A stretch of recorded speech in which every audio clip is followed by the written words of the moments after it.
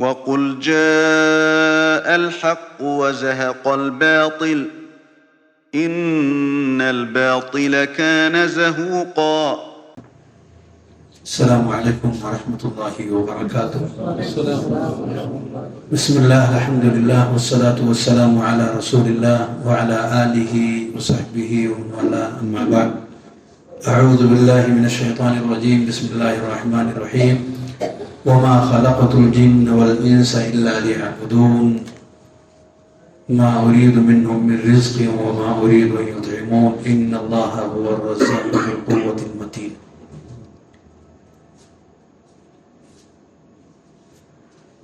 قابل قدر معزز علماء کرام، حاضرین مجلس، دور اور نزدیک سے تشریف لائے مہمانان، بڑی خوشی ہوئی آپ کے ساتھ مل بیٹھ کر قال اللہ قال الرسول کی صدائیں سننے اور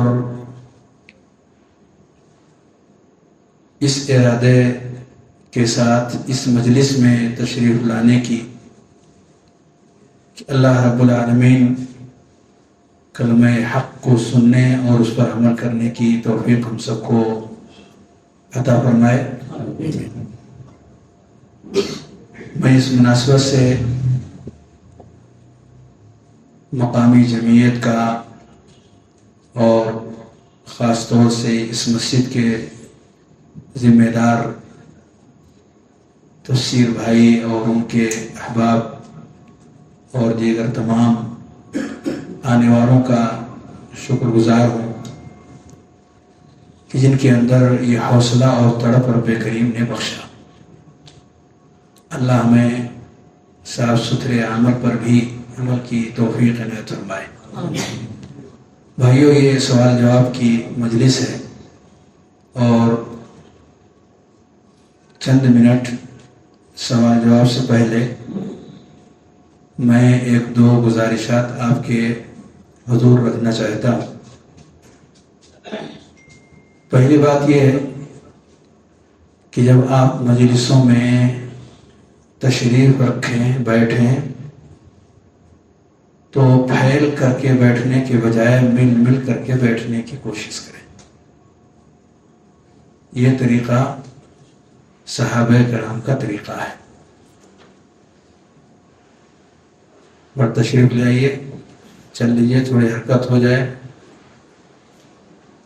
کافی دیر سے آپ ایک ہی حالت میں بیٹھے ہوئے ہیں، قریب آ جائیے.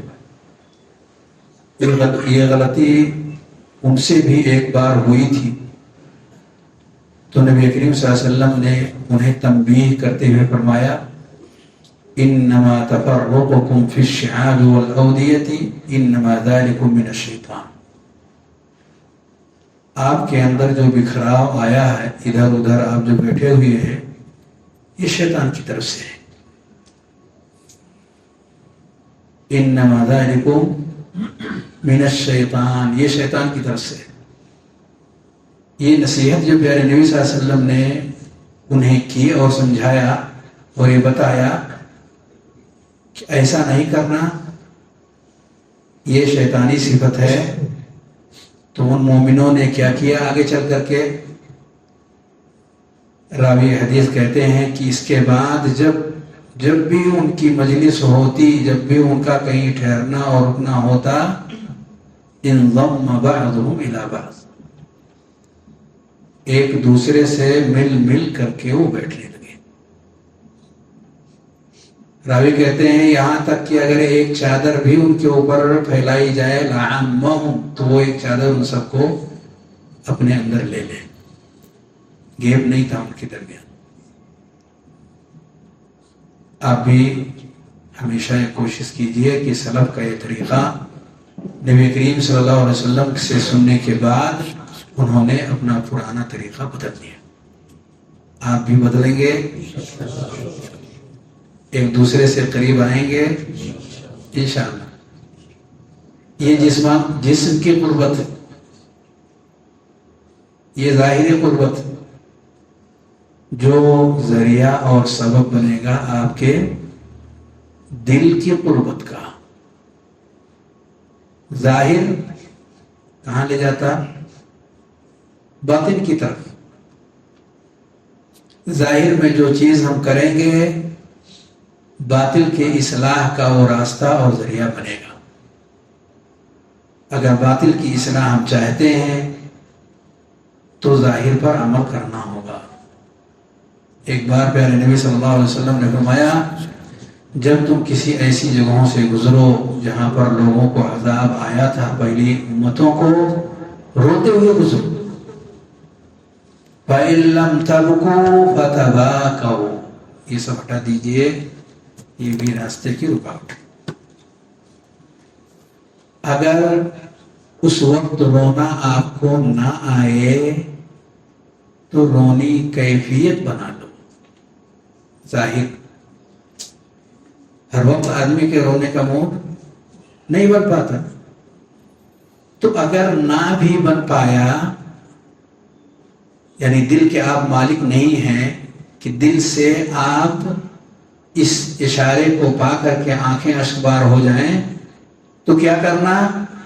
رونے کی جیسی کیفیت تو آپ بنا سکتے ہیں، اس پر آپ کو قدرت رب کریم نے دیا ہوا ہے ظاہر پر، وہ کرو. جو کر سکتے ہیں وہ کیجئے. اگر آپ نے اس کو کیا تو جو نہیں کر سکتے ہیں اسے رب کریم آپ کے لیے کرے گا. کرے گا. نماز میں تشریف لائیں، سب بنائیں تو خالی جگہیں نہ چھوڑیں، مل مل کر کے کھڑے ہوں، آگے پیچھے نہ ہوں. فلا تختلفوا، کیا اس کا اثر ہوگا؟ وتختلف قلوبکم، تمہارے دل میں اختلاف پیدا ہو جائے گا. ہم چاہتے ہیں کہ اتحاد پیدا ہو جائے، ہمارے اندر میل ملاپ پیدا ہو جائے، محبت آ جائے، اپنائیت آ جائے، بھائی چارگی عام ہو جائے. تو ظاہری طور پر ہمیں ایک دوسرے سے قریب آنا ہے، دور نہیں. یہ ایک بات تھی جو میں نے آپ کے سامنے رکھی ہے. ایک اور بات بہت ہی اختصار سے، ابھی جس موضوع کے تحت گفتگو ہو رہی تھی، کیا موضوع تھا؟ شیخ محترم نے کافی تفصیل سے آپ کو سمجھایا، بہت عمدہ باتیں آپ سے کی. کیا موضوع سے دیں گے آپ؟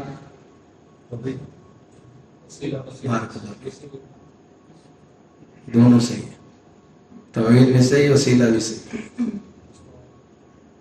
فوکس توحید پر تھا. وسیلے کی اقسام میں توحید پر زیادہ شیخ نے توجہ دی کہ ہمیں رب کریم کی عظمت کا اور اللہ رب العالمین کے حقوق کا خیال کرنا ہے، اس سے قریب آنا ہے، اور یہی ہماری قربت ہمارے مسائل کا حل بنے گی. توحید یہ ہماری ایک بنیادی ضرورت ہے یا نہیں ہے؟ ہے؟ مانتے ہیں پورے یقین کے ساتھ؟ کسے کہتے ہیں؟ کسے کہتے ہیں توحید؟ بنیادی ضرورت ہے نا، بتائیے. اللہ کو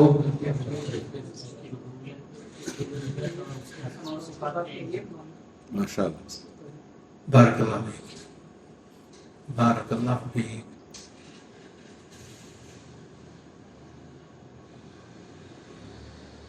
کلیئر ہے ایک دم، یا اور کچھ کہنا چاہیں گے؟ اللہ کو اس کی عبادت میں، اس کے اسماء و صفات میں اور اس کی ربوبیت میں، اس کے رازق خالق مالک سب ہونے میں اس کو اکیلا واحد ماننا، اور اس کی عبادت میں کسی کو کسی بھی طرح سے شریک نہ کرنا. اس کے اتنا لمبا بتانے کے بجائے کچھ مختصر نہیں کہہ سکتے؟ سمجھنے والے کوئی بات؟ اللہ کی عبادت میں آپ نے کہا ربوبیت میں، الوہیت میں، اسماء و صفات میں ایک ماننا، پھر دوسرا سوال یہ ہوگا کہ ربوبیت میں ایک ماننے کا کیا مطلب؟ تیسرا سوال آئے گا الوہیت میں ایک ماننے کا کیا مطلب؟ پھر سوال آئے گا اسماء و صفات میں ایک ماننے کا کیا مطلب؟ آئے گا سوال کہ نہیں؟ اللہ کے سوا کسی کی عبادت نہیں. اللہ کے سوا کسی کی عبادت نہ کی جائے. کلیئر ہے؟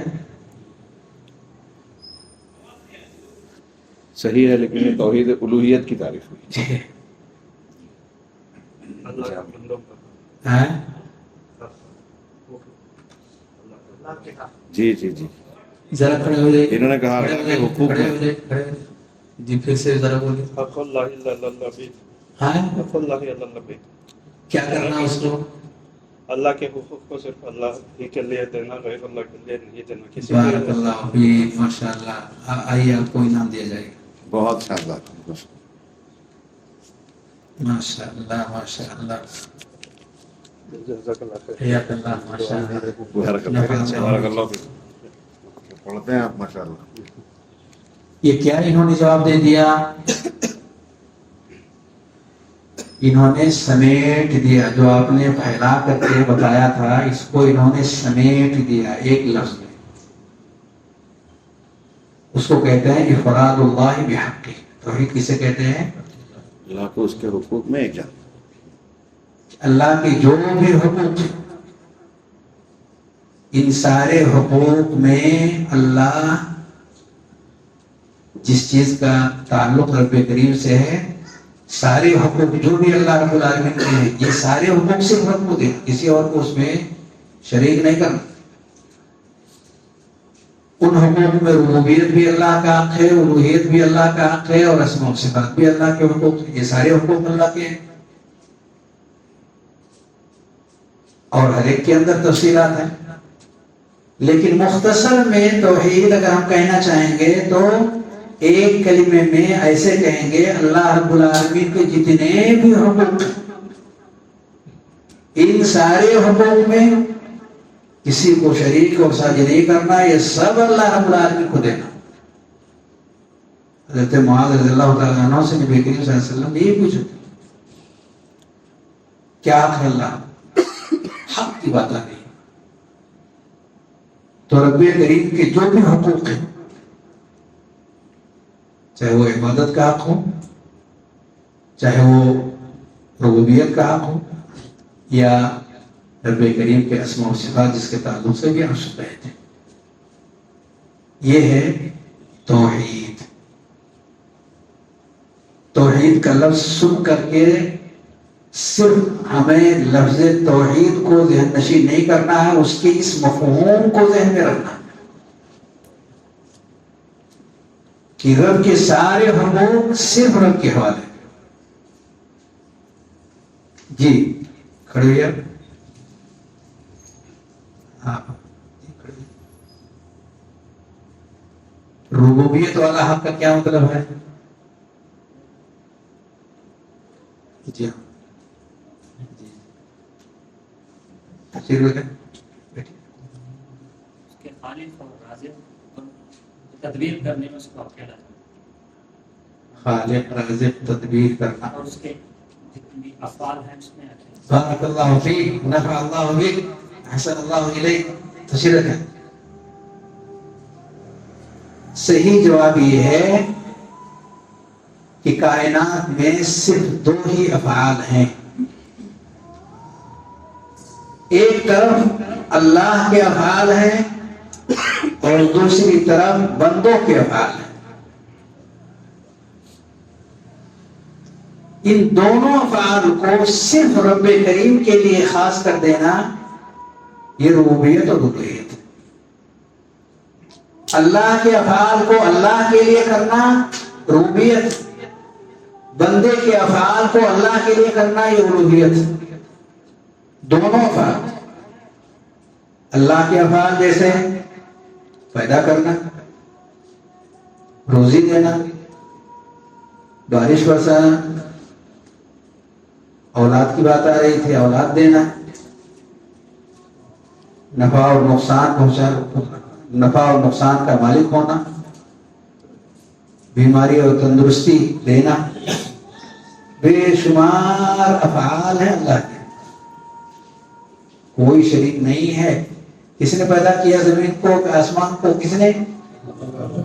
صرف اللہ، اللہ نے نہیں۔ وما له فيهما من شرك وما له منه ظهير، کوئی نہیں شریک ہے اس میں۔ جب بنا رہا تھا رب کریم آسمان کو، زمین کو بنایا، کسی کی مدد شامل تھی اس میں بنانے میں؟ نہیں۔ اسی لیے اللہ نے شرک کی نفی کر دیا۔ جو کچھ بھی آپ دیکھ رہے ہیں سب رب کریم کا کیا ہوا ہے۔ ایک انسان کو بنانے میں کس کا ہاتھ ہے؟ ہاتھ کس نے بنایا، پیر کس نے بنایا، کس نے بنائی کان، کس نے بنایا، کس کا ہاتھ؟ صرف اللہ، کسی اور کا نہیں۔ یہ اللہ کی وجہ ہے۔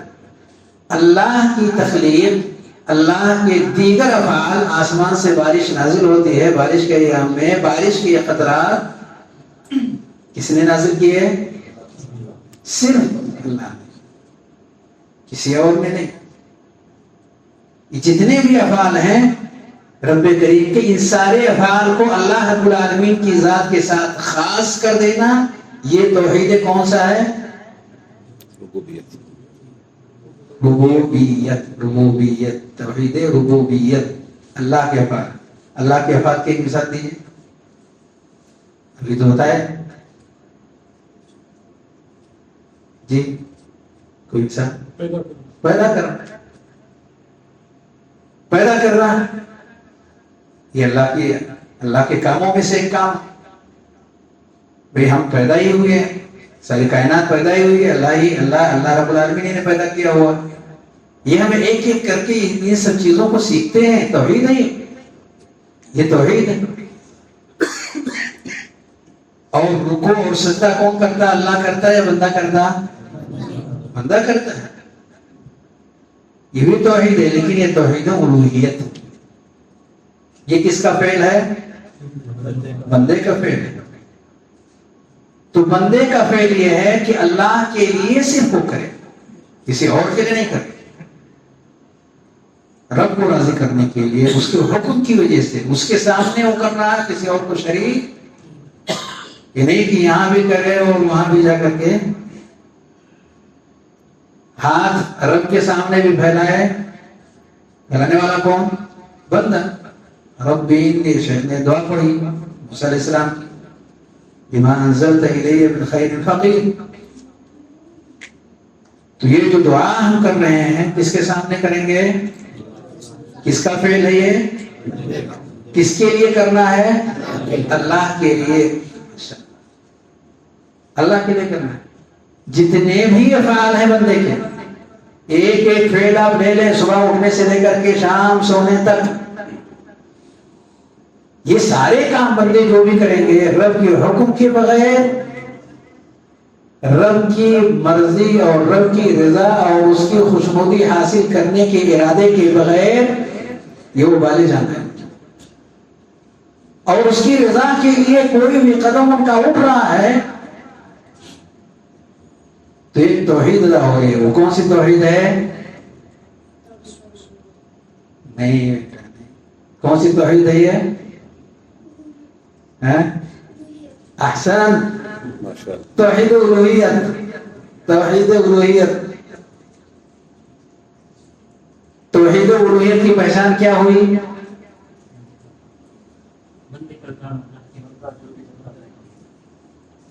بندے کے کام، بندے کی بول، بندے کا چلنا پھرنا، بندے کا اٹھنا بیٹھنا، یہ سب کس کے لیے رہے گا؟ ان صلاتی و نسکی، پڑھیے، و محیایا و مماتی للہ۔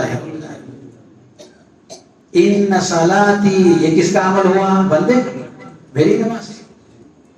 و نسکی، قربانی، کون ذبح کر رہا ہے؟ بندے کا عمل کس کے لیے دعا کرے گا؟ اگر رب کے لیے کر رہا ہے تو توحید الوہیت ہے، کسی اور کے لیے کر رہا ہے تو شرک ہوگا۔ رب کے لیے کرے گا تو کون سا ہوگا؟ توحید الوہیت۔ زندگی میں کوئی بھی کام آیا، پوری زندگی، پوری لائف کس کے لیے؟ للہ، صرف اللہ کے لیے۔ یہ ہے توحید کا درس جو بھی آپ سن رہے تھے۔ بندہ رب کا ہو گیا، بندے کو یقین آ گیا کہ کائنات کا ذرہ ذرہ رب کی ملکیت ہے، اور جب اس کی نگاہوں میں یہ عظمت بیٹھ گئی رب کریم کی تو آٹومیٹک وہ جھک گیا اس کے سامنے، اس عظیم کے سامنے۔ کیونکہ اگر نہیں جھکتا تو اس عظیم کی رضا اسے حاصل نہیں ہو سکتی۔ یہ دونوں کا رشتہ ہے، اس رشتے کو ہمیں مضبوطی کے ساتھ بنانا ہے۔ بنائیں گے؟ بنائیے۔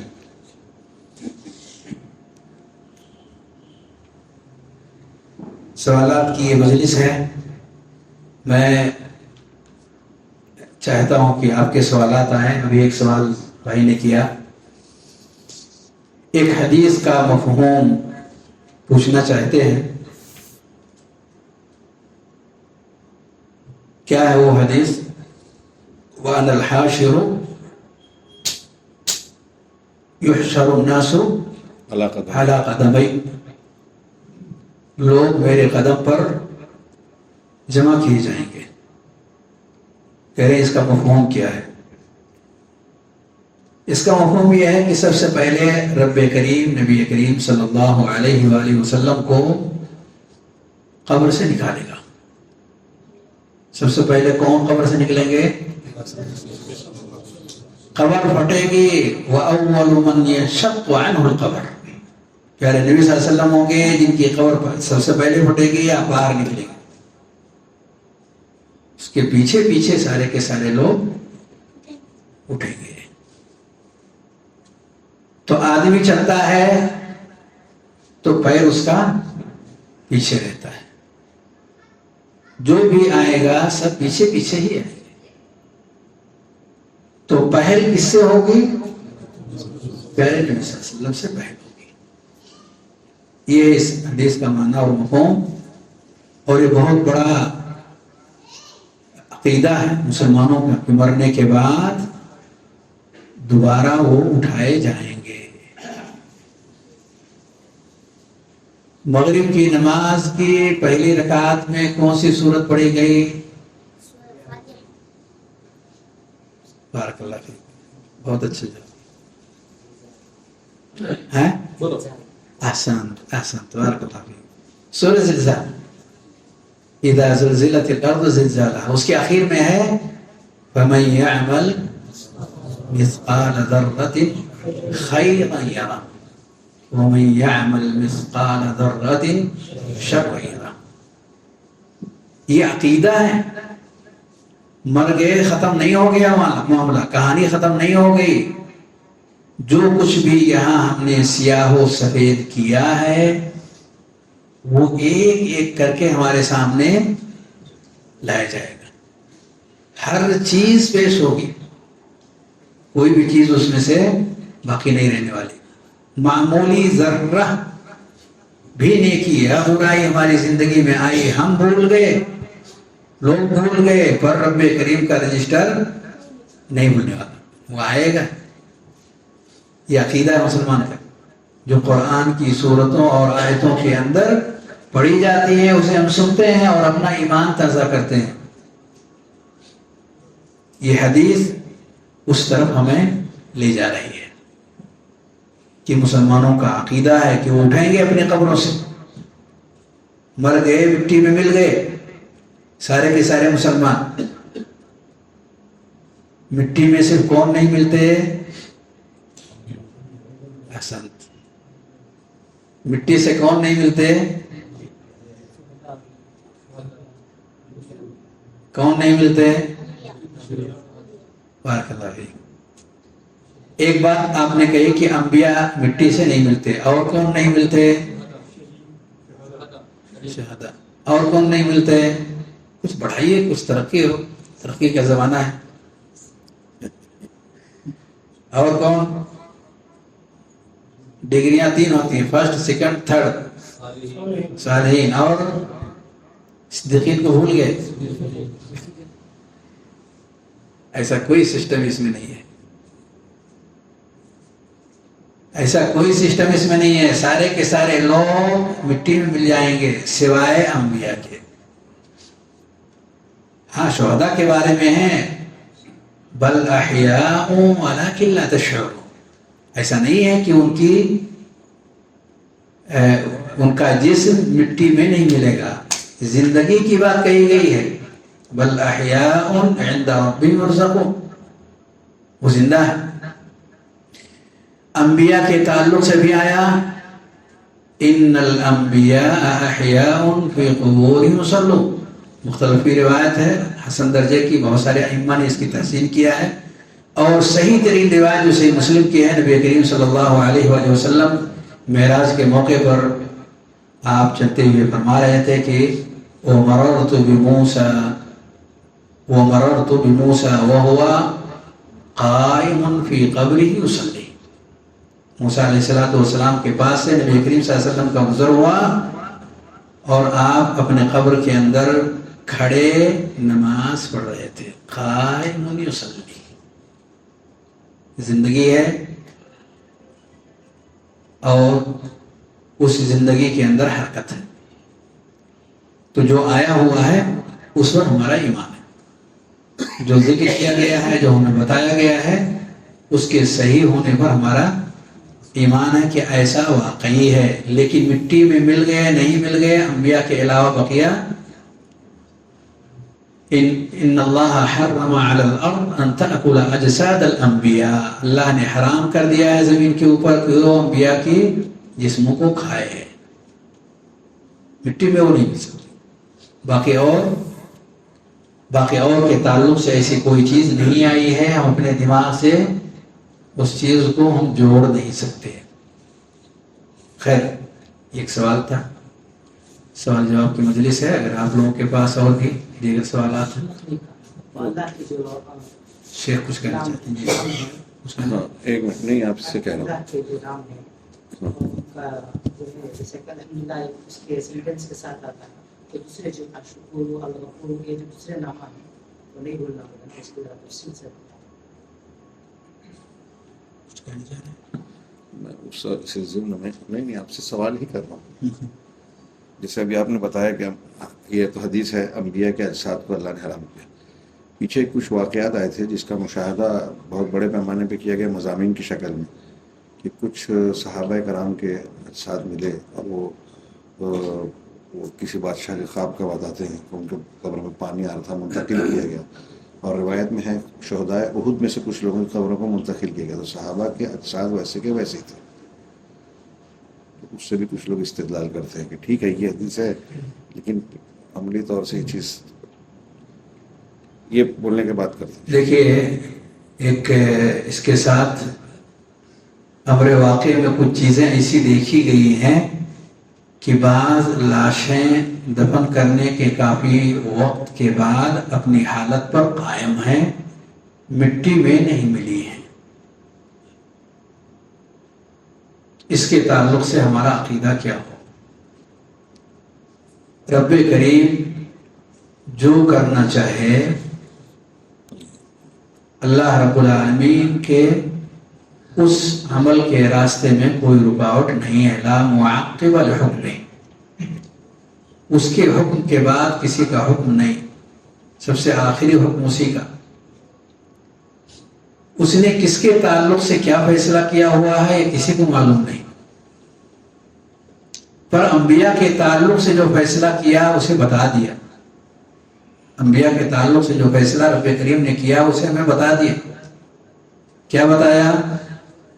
کہ ان کی جسمیں مٹی میں نہیں ملنے والی. کیا بقیہ اور بھی کچھ ہیں کہ جن کی جسمیں مٹی میں ملنے والی ہیں نہیں ملنے والی ہیں؟ یہ اللہ، اللہ کے حوالے. وہ جس کی چاہے باقی رکھے، جس کی چاہے مٹنے کا حکم دے دے. لیکن جب تک کوئی واضح نص کتاب و سنت کی نہ آ جائے، غیب کی یہ چیز ہے،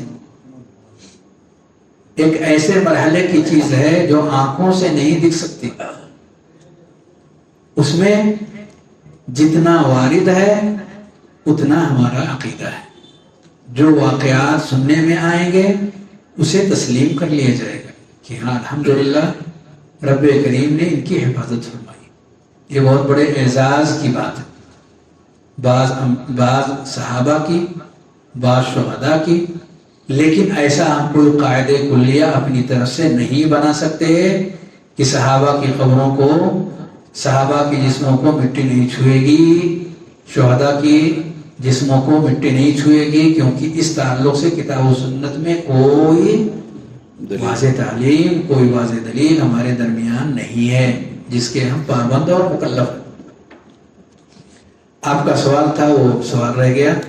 جی ذرا پھر سے دوہرا. سوال یہ تھا ان کا جو خطاب میں ہے کہ اللہ رب العالمین کو صرف نام سے سنگل، یا غفور ہو، یا غفور ہو، یا کریم ہو، یا کبھی ہو، اس طرح پکارنا غلط ہے. وہ کہہ رہے ہیں اس کو واضح بیان کیجیے. اسی کو یا اور کچھ کہنا چاہتے ہیں؟ دیکھیے یہ جواب تو شیخ بہت اچھی طرح سے دیں گے اور نہیں آپ ہی دیجیے، آپ بہتر دیں گے. میں کوشش کر سکتا ہوں اور یہ کوشش آپ بھی کر سکتے ہیں. آئیے مل کے کوشش کرتے ہیں.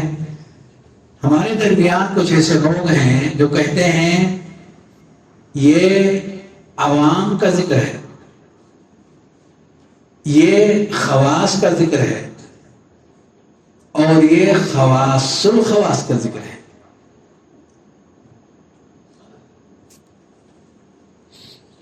یہ کیٹیگری لوگ بیان کرتے ہیں، لوگوں کی کتابوں کے اندر بھی وہ پائی جاتی ہیں اور لوگ اس پر عمل بھی کر رہے ہیں.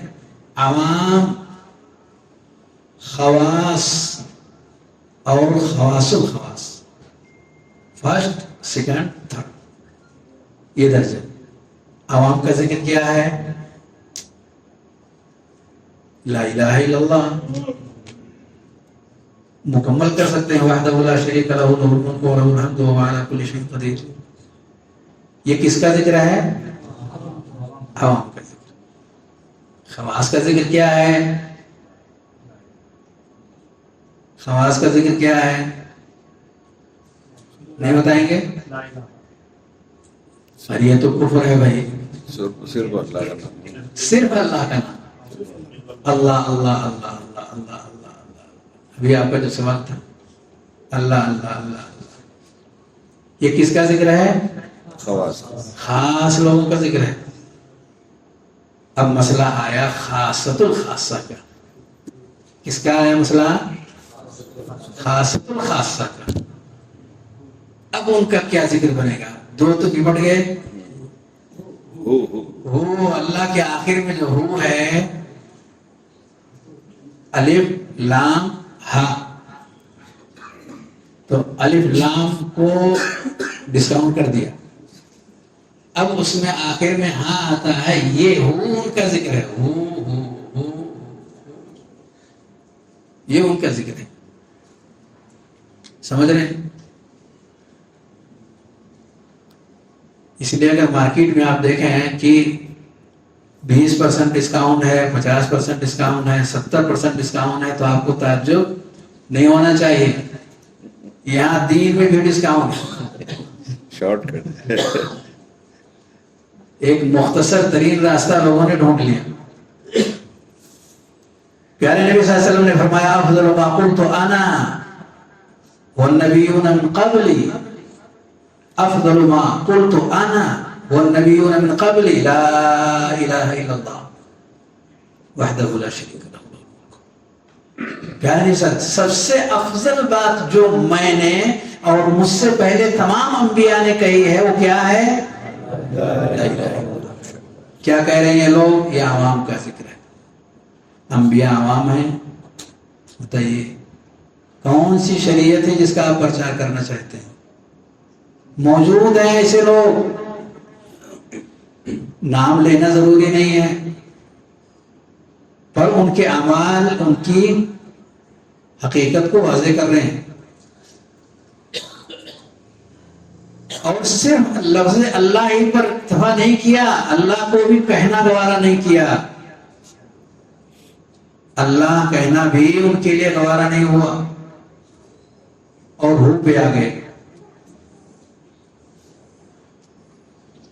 شیخ محترم نے آپ کو انبیاء والا درس دیا، یہ خاص لوگوں والا درس نہیں دیا،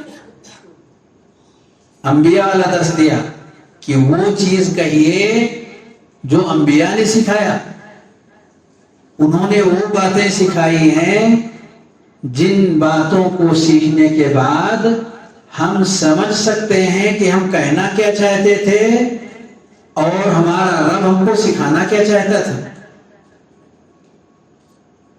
تو دو باتیں ہیں، ایک تو یہ ہے رب کی پاکی اور اس کی بڑائی اور اس کی حمد و ثنا بیان کرنی مقصود ہے ان اذکار کے پیچھے۔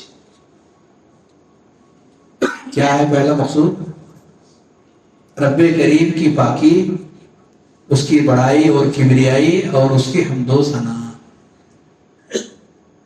یہ اذکار کے پیچھے ایک عظیم الشان مقصود ہے، جو کیسے ادا ہوتا ہے؟ کیا کہہ کر کے ادا ہوتا ہے؟ اللہ اللہ کہہ کر کے ادا ہوگا۔ اللہ کیا مطلب اللہ کا؟ صرف اللہ کہنے سے کیا چیز ادا ہوگی؟ آپ اللہ کے بارے میں کیا کہنے والے ہیں؟ کچھ لوگ گالیاں دینے والے ہیں، کچھ لوگ برا والا کہنے والے ہیں، آپ کیا کہنے والے ہیں؟ کیونکہ یہودیوں نے بھی کہا، کیا کہا انہوں نے؟ ید اللہ مغلولہ غلت ایدیہم، انہوں نے بھی اللہ کا نام لیا، لیکن کس طرح سے نام لیا؟ کہا اللہ کا ہاتھ بڑھا ہوا ہے، ایسے انہوں نے نام لیا، اللہ نے بد دعا کیا۔ تو اس سے کیا پتہ چلتا ہے کہ ہمیں ذکر کرنا ہے، یعنی وہ چیزیں جو انبیاء نے ہمیں سکھائی ہیں، رب کی تعریف جس سے ہو رہی ہے، رب کی شان جس میں بیان کی جا رہی ہے، رب کا مقام جس کے اندر واضح کیا جا رہا ہے، رب کی پاکی کا تذکرہ جس کے اندر ہو رہا ہے، رب کی تعریف اور ثنا جس کے اندر بیان کی جا رہی ہے، وہ ہمیں زبان پہ لانا ہے۔ کیسے لائیں؟ کیسے کہیں گے؟ سبحان اللہ، الحمدللہ، لا الہ الا اللہ، اللہ اکبر، لا حول ولا قوت الا باللہ۔ صرف باللہ باللہ کہیں گے تو کیسے کام ہوگا؟ اس سے پہلے حول اور قوت کی نفی کیجئے، لا حول ولا قوت الا باللہ۔ شریعت نے وہ سکھایا ہے جو انسان سمجھ سکے،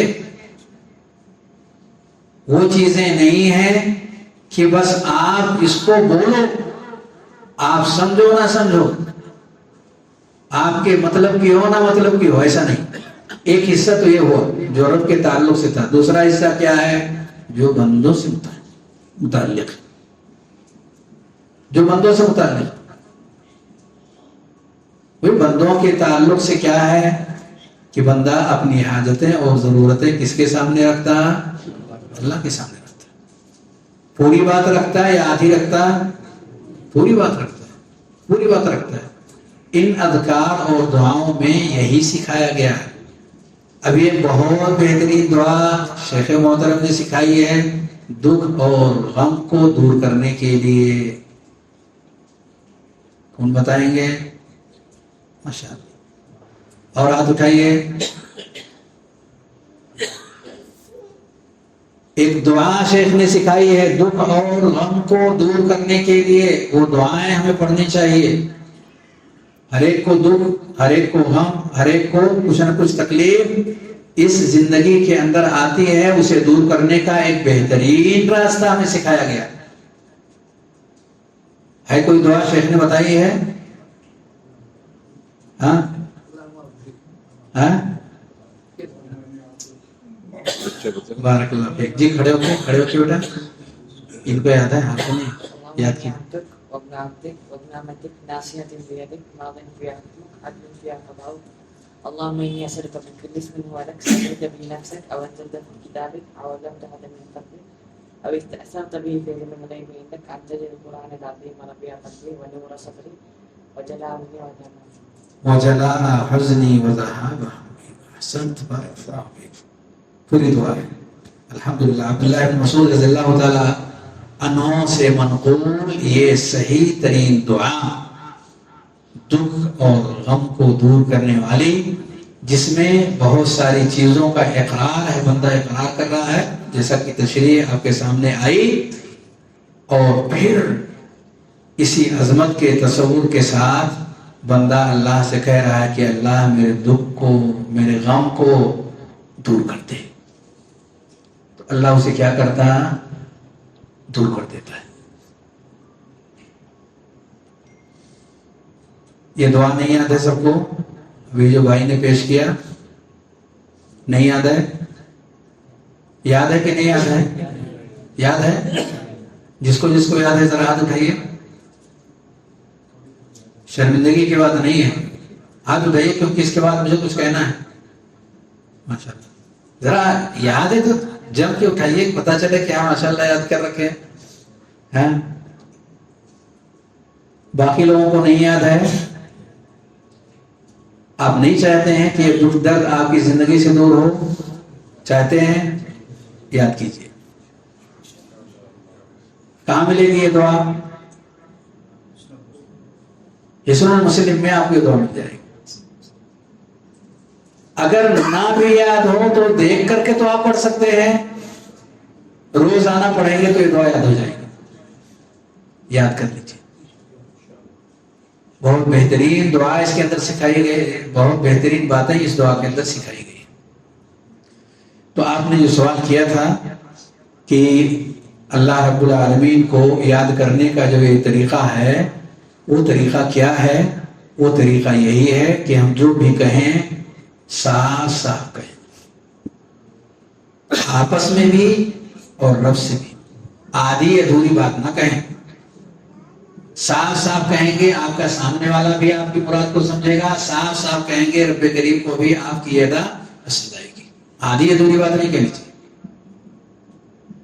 کیونکہ آدھی ادھوری میں گالی بھی ہو سکتا اور تعریف بھی ہو سکتی.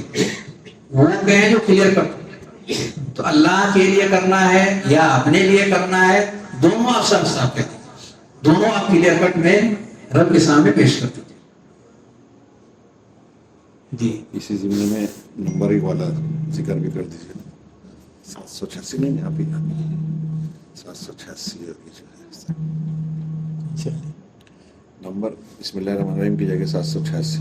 اوہ، یعنی بسم اللہ کہنے کے بجائے لوگوں نے نمبر سے کام چلانے کی کوشش کیا ہے. کوئی خط لکھتے ہیں، کوئی کتاب لکھتے ہیں، کوئی اور معاملہ، تو وہاں پر لوگ جلدی سے 786 اور کہیں کہیں بٹا 92 کرتے ہیں. یہ غیر اسلامی طریقہ ہے. ہمیں سکھایا گیا ہے کہ اللہ کے نام سے شروع کریں. نام سے شروع کرنے کیوں؟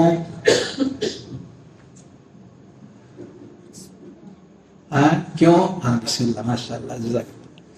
اللہ کے نام سے شروع کیوں؟ احسنت احسنت احسنت احسنت.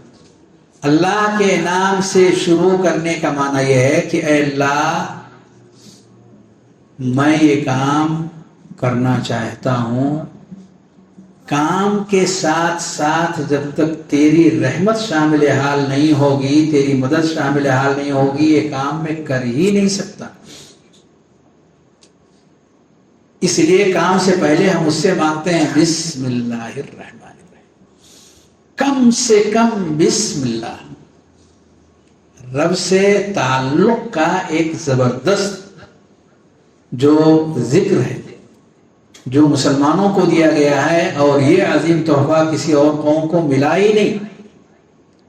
وہ کیا کہیں؟ بسم اللہ، اے اللہ تو میری مدد فرما. بسم اللہ. بارک اللہ فیک.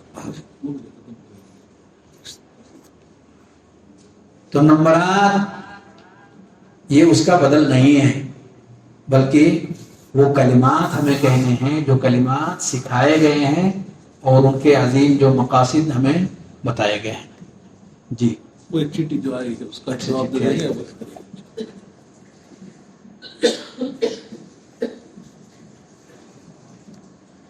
یہ سوال کیا گیا ہے، کیا کوئی توحید والا شخص اپنی بیٹی کا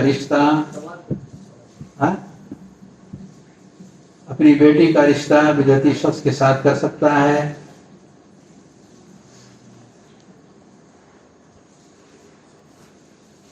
اپنی بیٹی کا رشتہ، بیٹی سے اگر دشمنی ہے تو کر دیجیے، اس سے بہتر چانس نہیں ملنے والا.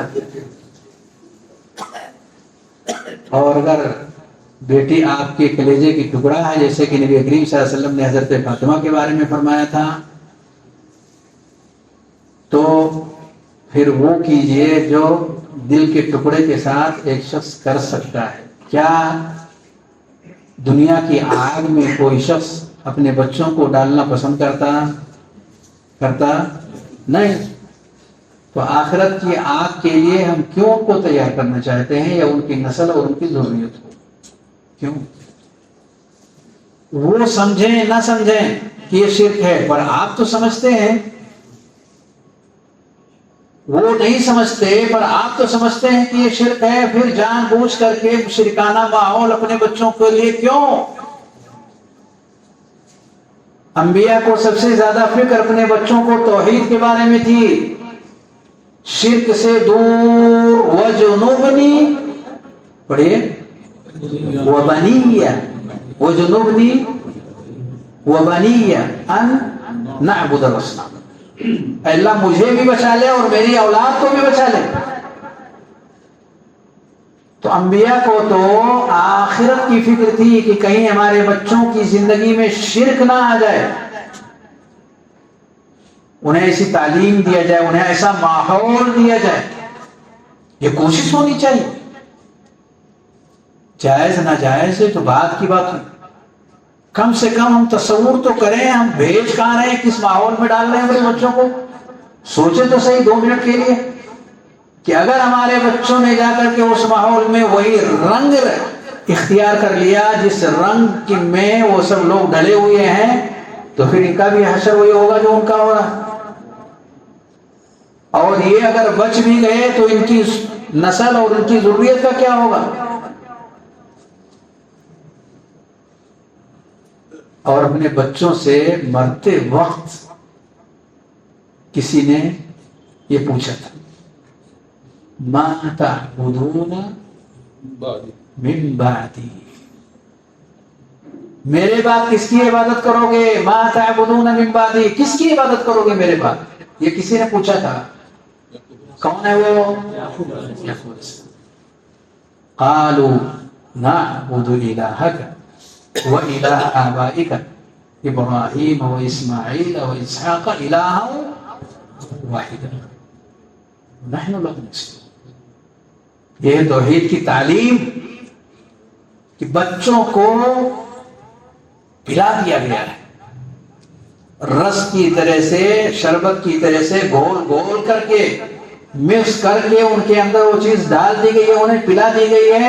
پوچھتے ہیں تو ان کا وہی کلیئر اور 2 ٹوک جواب ہوتا ہے جو کہ انبیاء کی شان ہے.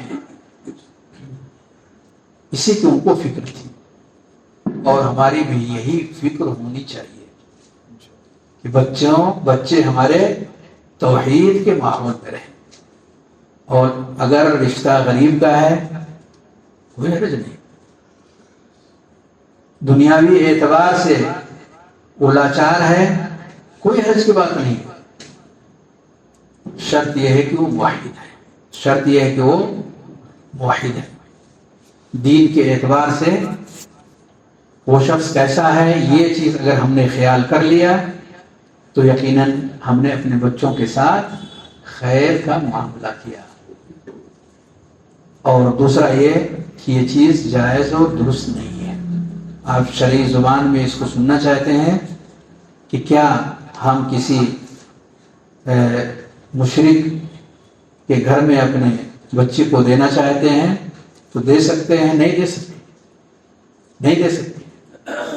اگر آپ دیتے ہیں تو آپ گنہگار ہوں گے، اس سے بچنا چاہیے. کتنا ہی آپ کو کہتے ہیں کہ وہ نہیں بہت اچھے سجن قسم کے لوگ ہیں، نمازی ہیں، پرہیزگار ہیں، متھے پہ گھٹے ہیں، مسجد اور مصلی کے علاوہ وہ کچھ نہیں جانتے ہیں، ایسی باتیں کہی جاتی ہیں. لیکن اگر شرک ان کی زندگی میں موجود ہے تو یہ گھٹے کام نہیں ہے. مشرق کے گھر میں لڑکی نہیں دینا، مشرق کے گھر سے لڑکی لانا. دیکھیے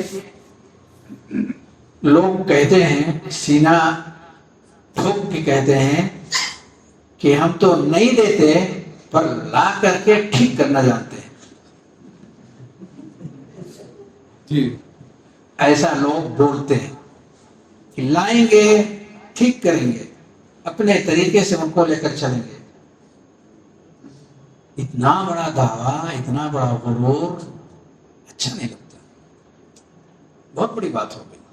انک لا تہدی من احببت ولکن اللہ یہدی من یشاء. کیا ہدایت دینا ہمارے ہاتھ میں ہے؟ ابو طالب نبی کریم صلی اللہ علیہ وسلم کے سائے کی طرح سے لگے رہے. کیا پیارے نبی صلی اللہ علیہ وسلم سے زیادہ آپ سمجھنے اور سمجھانے والے ایک مبلغ، ایک اعلیٰ درجے کے رہنما آپ بن سکتے ہیں؟ کیسے آپ سینہ پیٹ کر کے اس طرح کی باتیں بولتے ہیں؟ اچھا نہیں لگتا ہے ایک مسلمان کی زبان. اکثر رجحان لوگوں کا یہی ہے کہ لڑکی نہیں دیں گے، لڑکی لائیں گے. اس سے کیا پتہ چلا؟ لانا چاہیے، لانا چاہیے نہیں. برائیوں سے دور رہنے کا حکم ہے یا نزدیک ہونے کا؟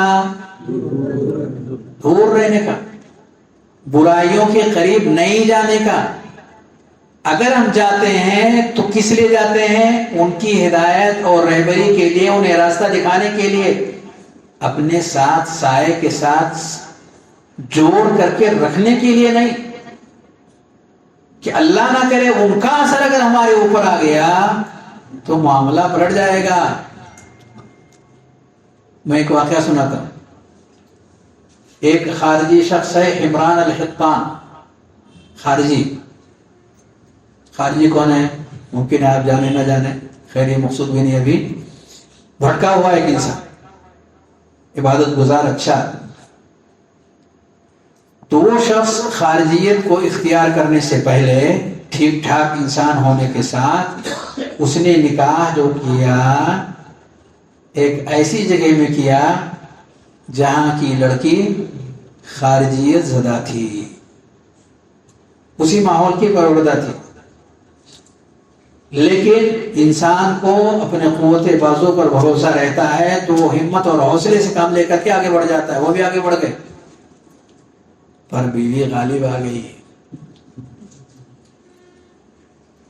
اور عمران اہل سنہ کے عقیدے سے نکل کر خارجیت کے عقیدے پر نہ صرف قائم ہو گئے بلکہ اس کی طرف دعوت دینے والا ایک متحرک انسان بن گیا. ان کے گھر کے اندر بنیاد آ گئی. کہاں سے آئی؟ اسی رشتے کے راستے سے آئی، اسی رشتے کے راستے سے. اب بتائیے آپ کہ کیسے یہ خیر کا عمل ہے؟ یہ خیر نہیں ہے. پیارے نبی صلی اللہ علیہ وسلم حدیث میں فرماتے ہیں لا تتمنوا لقاء العدو، دشمنوں سے ملاقات کی تمنا نہ رکھو. ہمیں نہیں لگتا کہ شرک، بدعت، یہ سب ہمارے انٹی ہیں، ان کو اپنے قریب نہیں لانا چاہیے کہ لانا چاہیے؟ ہمارے خلاف. امام مالک رحمۃ اللہ علیہ سے کسی نے کہا کہ ہماری ایک بات سن لی ہے، کہا ولا نصف کلمہ، آدھی بھی نہیں. ایک بات سننا تو بہت دور کی بات ہے، آدھی بھی میں نہیں سننا چاہتا. کہ ایک انسان کا دل رب کریم کے 2 انگلیوں کے بیچ میں ہے، وہ الٹتا پلٹتا رہتا ہے. ہمیں بچنا چاہیے، ڈرنا چاہیے، خوف کھانا چاہیے، کہیں حالات پلٹ گئے تو معاملہ لینے کا دینا ہو جائے گا. شیخ نے کہا کہ یہ سوال آخری ہے اور لوگوں کے سوالات یہ کر لیں گے، یہ کر لیں گے. اور یہ جو دے رہے ہیں شیخ صاحب، یہ بہت ہو جائے گا. یہ انگلش میں ہے، ذرا آپ پڑھتے ہیں. میں ذرا مختصر تفصیل سے. جی کیا بولے؟ اہل کتاب سے نکاح کرنا، اہل کتاب سے نکاح کر سکتے ہیں، جائز ہے. اللہ نے جائز قرار دیا، جائز ہے. آج کی حالت کے اوپر ہاں یونیفارم سول کوڈ جو ہے گورنمنٹ لانا چاہتے ہیں، تو ہمارے شریعہ کے خلاف اس میں ہے یونیفارم سول کوڈ. دیکھ لیے میں پہلے دیکھ لیا ہے موجود. آپ کا دیکھ لیے سوال. ہمارے شریعہ کے خلاف کچھ ہے اس میں یونیفارم سول کوڈ. بھائی حکومت ان کے ہاتھ میں ہے، وہ جو لانا چاہیں گے لا لیں گے. ہمارے اختیار میں رہے گا تو ہم اس کو نہیں قبول کریں گے. جتنا ممکن ہو سکے گا اس کے خلاف ہم اپنی باتیں پیش کرتے رہیں گے. جتنا ہم سے ممکن ہو سکے اپنے اس ملک میں رہتے ہوئے ہم ہر اس باطل کے خلاف اپنی باتیں پیش کریں گے جو اس ملک کے اندر آئے گا. جناب کا ایک سوال ہے، تبلیغی مسجدوں میں نماز پڑھ سکتے ہیں یا نہیں؟ یہی سوال اس میں جی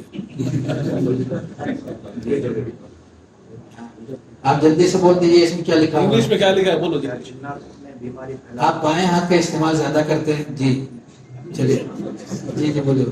کیا جنات میں بیماری پھیلانے کی قوت دی گئی ہے؟ کیا کینسر جیسی بیماری جادو کے اثر سے پھیلتی ہے؟ دیکھیے، شیاطین انسان کو تکلیف پہنچاتے ہیں، یہ بات مسلم ہے. تکلیف ظاہری بھی معنوی بھی. الذی یوسوس فی صدور الناس من الجنۃ والناس، یہ وسوسہ اندر کی چیز ہے. اور من شر ما خلق، شر جو ہے یہ ظاہری بھی ہے باطنی بھی ہے. تو چاہے وہ ظاہری نقصان ہو یا باطنی نقصان ہو، پہنچانے کی قدرت رب کریم نے بخشی ہوئی ہے، وہ پہنچاتے ہیں. ظاہری میں سے ایک بچہ جب پیدا ہوتا ہے تو کچوکا لگاتا ہے اور بچہ چیخ اٹھتا ہے. پیدا ہوتے ہی جو بھی بچہ پیدا ہوتا ہے، پیدا ہونے کے ساتھ ساتھ وہ تکلیف ظاہری تکلیف، ہم نہیں دیکھتے ان سب چیزوں کو، لیکن ہم مانتے ہیں اس کو. یہ ہمارے ایمان کا ایک حصہ ہے. جو بھی کتاب و سنت کے نصوص میں باتیں آئی ہوئی ہیں وہ ہمارا ایمان. تو جو بھی تکلیف ہمیں دینا چاہتے ہیں، ظاہری ہو یا معنوی ہو، اور اللہ رب العالمین نے اسے اختیار دے رکھا ہے، وہ تکلیف دیتا ہے. اور اس تکلیف سے بچ نکلنے کے راستے اور طریقے بھی ہمیں سکھائے گئے ہیں. اس پر بھی ہمارا ایمان اور عقیدہ ہے کہ اگر ہم اپنے آپ کو سیف کرنا چاہتے ہیں تو اس کا یہ طریقہ ہے. ہمیں جو فورس کرنا ہے، فوکس کرنا ہے، وہ اس پر نہیں کرنا ہے کہ وہ کیا کیا بیماریاں ہمارے اندر لا سکتے ہیں، کیونکہ تفصیل اس تعلق سے نہیں آئی ہوئی ہے. کچھ کچھ چیزوں کا ذکر ہے پر تفصیلات نہیں ہیں.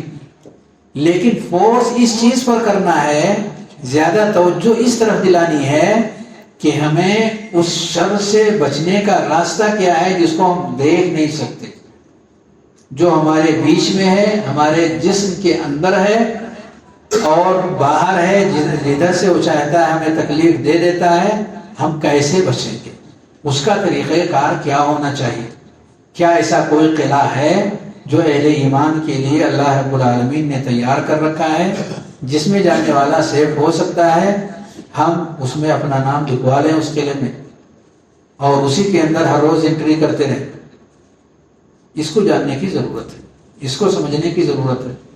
اس پر اگر فوکس کرتے رہیں گے باذن اللہ، جتنا بھی شر ہے یہ سارا کا سارا شر ایک ایک کر کے دور ہوتا جائے گا، ختم ہوتا جائے گا. اور وَنُنَزِّلُ مِنَ الْقُرْآنِ مَا وہ شفاء و رحمت للمؤمنین ولا یزید الظالمین الا خسارا، شفا اور رحمت کے طور پر مومنین کے لیے اللہ نے اسے اتارا ہے. یہ اگر وہ اختیار کرتے رہے تو باذن اللہ وہ اس مضبوط قلعے کا حصہ بن سکتے ہیں. ضرورت پہنچانے میں بھی یہ شرط باذن اللہ وما هم بذابین بہ. جی، اللہ رب العالمین کے حکم کے بغیر کائنات کا کوئی بھی سبب ضرر پہنچانا یا نفع پہنچانے کا معاملہ نہیں لا سکتا. کوئی بھی چیز اس کے اندر خود کی کوئی طاقت نہیں ہے، سب اللہ رب العالمین کے حکم ہی سے ہو رہا ہے. یہ بھی ہمارا عقیدہ ہے کہ اللہ رب العالمین جب تک اجازت دے رہا ہے یہ چیز ہو رہی ہے، اور اجازت وہ روک لیتا ہے وہ چیز وہیں پر ہٹ جاتی ہے. جیسا کہ دوران درس ابھی آپ نے سنا، شیخ نے مثال دے کر کے آپ کو سمجھایا تھا کہ وہ آگ بردن و سلامہ ہو گئی تھی، اور وہی موسیٰ علیہ السلام ہیں کہ لاٹھی کو جو سمندر میں مارے تو لاٹھی نے وہ کام کیا، اللہ کے حکم سے وہ کام کیا جو کام کی دوسری لاٹھی نہیں کر سکتی. کیا کام ہو گیا تھا؟ راستہ بن گیا اور پانی دونوں طرف ہٹ گیا اس راستے سے، اور یہ سلامتی کے ساتھ ادھر سے ادھر چلے گئے. یہاں دو سوال انہوں نے کیا ہے، میں نے اس کو اس لیے روک کر کے رکھا کیونکہ یہ تفصیل طلب اس سوال کا جواب ہے. مختصر میں دیتا ہوں، بہت ساری غلط فہمیاں بھی آ سکتی ہیں. اب اس کا جواب دیا جائے نہ دیا جائے آپ جیسا اختیار کریں. مختصر میں اگر میں کہہ لیتا ہوں ٹھیک ہے آپ لے لیجیے، جس کو جو لینا ہے وہ لے لے. مختصر میں کہتا ہوں وہ نہیں ہے زیادہ. دیوبندی عالم کے پیچھے مستقل طور پر نماز پڑھنا کیسا ہے؟ اپنی مسجدیں اگر نہیں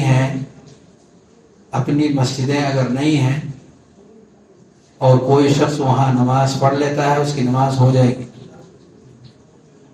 پر اگر اپنی مسجدیں ہیں تو اس سے بچنے کی ضرورت ہے، اور اپنی ہی مسجدوں کے اندر نماز با جماعت کا اہتمام ہونا چاہیے.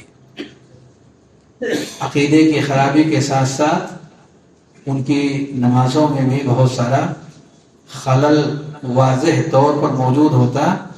جتنا ہم بچ سکیں گے بہتر ہوگا، خاص طور سے فجر اور عصر کی نماز، کیونکہ ضائع کر کے پڑھنے والی شکل اس میں آتی ہے. اس قدر تاخیر کہ سورج نکلنے سے مشکل سے آدھا گھنٹہ پہلے یا کچھ کم و بیش وہ نماز پڑھی جاتی ہے، فجر کی بھی، اور وہی حال عصر کا بھی ہے. اول وقت میں نبی کریم صلی اللہ علیہ وآلہ وسلم نے اس کے ادا کرنے کا حکم دیا. ہم اگر اپنی مسجدیں نہیں پا رہے ہیں تو اکیلے ہی کیوں نہ صحیح اول وقت کا اہتمام ضرور کریں. اس جماعت سے بہتر ہوگا جو اس قدر تاخیر کے ساتھ پڑھی جاتی ہے. اور میں نے شروع میں کہا تھا کافی تفصیل طلب ہے، پر اس تفصیل میں جاؤں گا نہیں. اللہ نے آدم علیہ السلام کو اپنی صورت پر پیدا کیا، اس کا مطلب کیا ہے؟ اس کا وہی مطلب ہے جو اس میں لکھا ہوا ہے. اس میں جو لکھا ہوا ہے وہی اس کا مطلب ہے. خلق اللہ آدم علی صورتہ. صورتہ بھی ہی کی ضمیر کہتے ہیں آدم علیہ السلام کی طرف جائے گی کہ اللہ کی طرف جائے گی؟ کس کی طرف جائے گی؟ تو اگر آپ یہ کہتے ہیں آدم علیہ السلام کی طرف جائے گی تو یہ تحصیل حاصل ہے. جس شکل میں اللہ نے پیدا کیا ہے، اگر یہ کہا گیا ہے کہ ان کو اپنی شکل میں پیدا کیا ہے تو اللہ نے تو سارے لوگوں کو اپنی شکل میں پیدا کیا. کوئی خصوصیت ہے آدم علیہ السلام کی؟ سارے لوگوں کو اللہ نے انہی کی اپنی شکل میں پیدا کیا ہے، صرف انسان نہیں، جنوں کو بھی. اور صرف یہی نہیں بلکہ جانوروں کو بھی کس کی شکل میں پیدا کیا؟ ان کی اپنی شکل. یہ بات کہی جاتی ہے کہ یہ تو تحصیل حاصل ہے. اس میں اگر یہی بات کہنی ہے تو اس کو اتنے شان کے ساتھ کیوں بیان کیا گیا؟ گویا کہ کوئی ایسی چیز کہی جا رہی ہے جو قابل فخر اور قابل عزت و تکریم ہے، اور اسی لیے چہروں کے اوپر ہاتھ اٹھانے سے روکا گیا ہے. یعنی مارنا ہے تو پیٹھ پر مار دیں، यहाँ वहाँ मार दें पर चेहरे के ऊपर ना तो बुरा भला कहें और ना ही उसके ऊपर हाथ लगाएं। क्यों? क्योंकि अल्लाह ने आदम अलैहिस्सलाम को अपनी सूरत पे पैदा किया है।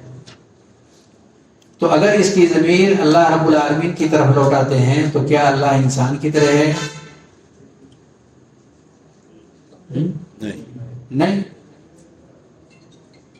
कैसे इसको फिर समझें? ऐसे समझें कि अल्लाह के हाथ है कि नहीं है? अल्लाह के हाथ, अल्लाह की आंख है, अल्लाह का चेहरा है, अल्लाह के इल्म है, अल्लाह की कुदरत है। और ये सारी चीजें अल्लाह ने इंसान को भी अता की हुई है। ये सारी की सारी चीजें अल्लाह ने इंसान को भी दी हुई है। इंसान के लिए इंसान के जैसा और अल्लाह के लिए अल्लाह के जैसा, जैसा कि उसकी शान है। मुशाबहत नहीं है, एक जैसा नहीं है। यानी मिन कुल्लिल वजूह, हर एतबार से कामिल तौर पर एक चीज दूसरे के हूबहू नहीं है। इल्म इंसान को भी है, अल्लाह को भी है, तो इल्म में इश्तराक है,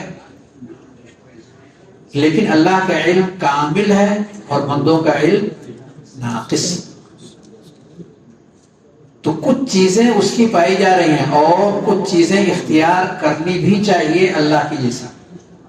अल्लाह रहीम है, रहमत हमें अपने अंदर लानी चाहिए, क्योंकि अल्लाह चाहता है कि बंदे रब्बे करीम की सिफत अपने अंदर लाने की कोशिश करें। क्यों लाने की कोशिश करें? क्योंकि अल्लाह अच्छी चीजें ही करता है। अल्लाह क्या करता है?